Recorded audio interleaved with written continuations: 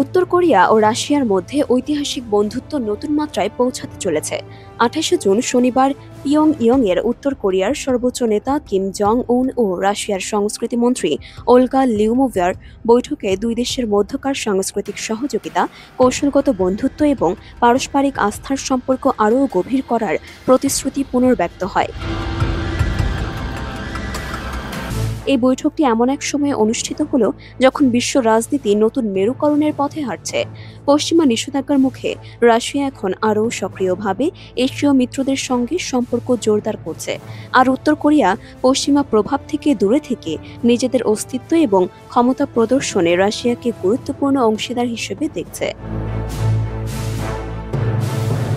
বৈঠকে Kim Jong উন রুশ প্রতিনিধি দলের প্রতি কৃতজ্ঞতা প্রকাশ করে বলেন, উত্তর কোরিয়া ও রাশিয়ার বন্ধুত্ব সময়ের পরীক্ষায় উত্তীর্ণ। এখন আমাদের সাংস্কৃতিক ও জনসম্পৃক্ততা আরও জোরদার করার সময়। সংস্কৃতি মন্ত্রী লিউবিমোভা বলেন, রাশিয়া কেবল অর্থনৈতিক বা সামরিক পর্যায়ে নয়, সাংস্কৃতিক সম্পর্কের ক্ষেত্রেও পিয়ংইয়ংয়ের সঙ্গে গভীর বন্ধন চায়। ২০২২ সালে রাশিয়া ইউক্রেনে সামরিক অভিযান শুরু করলে পশ্চিমা বিশ্বের সঙ্গে তার সম্পর্ক দ্রুত খারাপ হতে থাকে। এই সময় উত্তর কোরিয়া প্রকাশ্যে রাশিয়ার পদক্ষেপকে সমর্থন জানায় এবং জাতিসংঘ সহ বিভিন্ন আন্তর্জাতিক ফোরামে রাশিয়ার পক্ষে অবস্থান নেয়। ২০২৩ ও ২৪ সালে রাশিয়া ও উত্তর কোরিয়ার মধ্যে বেশ কয়েকবার উচ্চ পর্যায়ের সফর হয়। কিম জং উন নিজে রাশিয়ার ভ্লাদিভস্টকে সফর করে প্রেসিডেন্ট ভ্লাদিমির পুতিনের সঙ্গে বৈঠক করেন। সেখানে তারা সামরিক সহযোগিতা, প্রযুক্তি বিনিময় ও খাদ্য সহযোগিতার বিষয়ে চুক্তি স্বাক্ষর করে। ২০২৪ সালের শেষ দিকে গোয়েন্দা রিপোর্টে উঠে আসে যে উত্তর কোরিয়া রাশিয়াকে গোলা বারুদ সরবরাহ করছে ইউক্রেন যুদ্ধের জন্য। যদিও এই বিষয়ে পিয়ংইয়ং কোনো মন্তব্য করেনি। এই বিষয়টি নিয়ে পশ্চিমা বিশ্বের উদ্বেগ বেড়েছে। বর্তমান বৈঠকটি মূলত সাংস্কৃতিক সম্পর্কের প্রসারে হলেও এর রাজনৈতিক গুরুত্ব অনস্বীকার্য।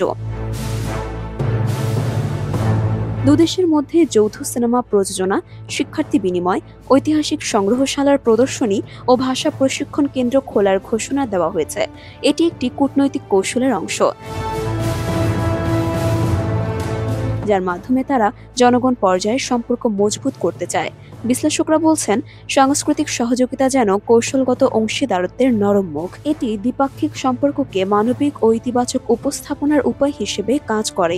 এই ধরনের উচ্চ পর্যায়ের সফর ও প্রতিশ্রুতি শুধু দুই দেশের ভ্রাতৃত্ব প্রকাশ নয়, বরং পশ্চিমা বিশ্বের একচেটিয়া নিয়ন্ত্রণকে চ্যালেঞ্জ জানায়। রাশিয়ার জন্য উত্তর কোরিয়া একটি নির্ভরযোগ্য অনুগত মিত্র, যা কঠিন সময়ে পাশে দাঁড়াতে প্রস্তুত, আর উত্তর কোরিয়ার জন্য রাশিয়া একটি পাশাপাশি দাঁড়ানো পরাশক্তি, যার সাহায্যে আন্তর্জাতিক নিষেধাজ্ঞা মোকাবেলা সম্ভব। উত্তর কোরিয়া ও রাশিয়ার মধ্যকার বন্ধুত্ব কেবল রাজনৈতিক ও কৌশলগত নয়, বরং ক্রমশ মানবিক ও সাংস্কৃতিক ক্ষেত্রেও বিস্তৃত হচ্ছে। ২০২৫ সালের এই বৈঠক সেই সম্পর্ককে আরও একটি ধাপ এগিয়ে নিল। বিশ্ব যখন দুই মেরুতে বিভক্ত, তখন এই দুই দেশের বন্ধুত্ব এক নতুন জোট রাজনীতির বার্তা দিচ্ছে,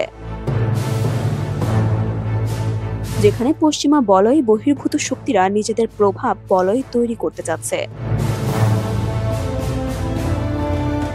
তো ভিউয়ার্স, আপডেটেড সকল নিউজ পেতে আমাদের সঙ্গে থাকুন এবং চ্যানেলটিকে সাবস্ক্রাইব করুন। মারিয়াম মিম ওয়ার্ল্ড ভিউজ।